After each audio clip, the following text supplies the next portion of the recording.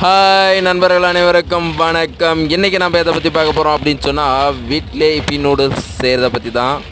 நம்ம ஃபஸ்ட்டு ஒரு குண்டாவை எடுத்து அதில் ஒரு ரொம்ப தண்ணியை ஊற்றி வச்சுட்டு, அதில் கொஞ்சமாக லைட்டாக நமக்கு வேணும் அளவுக்கு கொஞ்சம் சால்ட்டு போட்டுக்கணும். ஒரு டீஸ்பூன் அளவுக்கு போட்டுட்டு நல்லா கொதிக்க விட்டுருக்கோம். சரி, அது கொதிச்சுன்னு இருக்கும் போது நம்ம ஏன் சும்மா இருக்கணும் அப்படின்னு சொல்லிட்டு அந்த நூடுல்ஸ் பேக்கெட்டெல்லாம் வந்து ஓப்பன் பண்ணி எடுத்து ஒரே ஒரு தட்டில் வச்சுட்டு இருக்கோம்.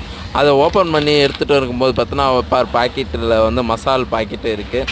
ஸோ அதையும் எடுத்து தனித்தனியாக எடுத்து வச்சிருமா. அது வச்சுட்டு ஒரு பக்கம் தண்ணி கொதிச்சுட்டே இருக்கும்போது நம்ம என்ன பண்ணுறோம், மொத்த பாக்கெட்டு பிரித்து அதை ஒன்றா எடுத்து வச்சுட்டோம். ஒரு தட்டில் மசாலும் கையில் இருக்குதா, அதை எடுத்து திரும்ப நம்ம லாஸ்ட்டாக செய்யும் போது ஒவ்வொன்றா ஒடிச்சு போட்டு செய்யணும். ஸோ அது எப்படி செய்கிறோன்றதை நம்ம பின்னால் பார்க்கலாம். இதுவரை நம்ம நியூ வாஸ்து யூடியூப் சேனலை சப்ஸ்கிரைப் பண்ணாதீங்க, சப்ஸ்கிரைப் பண்ணுங்கள், கமெண்ட் பண்ணுங்கள், ஷேர் பண்ணுங்கள், லைக் பண்ணுங்கள். ஓகே நண்பர்களே, அப்போ என்ன பண்ண போகிறோம் அப்படின்னு சொன்னால், அதை ஃபஸ்ட்டு அந்த மசால் பாக்கெட் இருக்குது இல்லையா, அதை ஒவ்வொன்றா கட் பண்ணி அந்த கொதிக்க வச்சுங்கிற தண்ணியில் வந்து கொட்டணும்.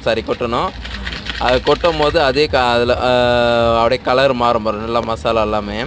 அது கீழே கொதிச்சிட்டே இருக்கட்டும். அதுக்கு மேலே வந்து ஒவ்வொரு பேக்கெட்டாக இருக்கிறது எல்லாத்தையும் அப்படியே பிரித்து அதில்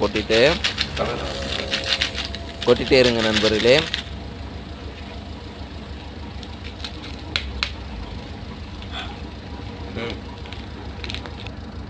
நல்லா கொதிக்குதா பார்த்தீங்களா? ஃபுல்லாக இந்த மாதிரி கொதிச்சுட்டே இருந்தால் தான் நல்லாயிருக்கும். இதே நம்ம தனியாக ஒரு குண்டா இது மட்டும் இருந்துச்சுன்னா போதுமானது. அது மாதிரி எடுத்து போட்டு செஞ்சலாம்.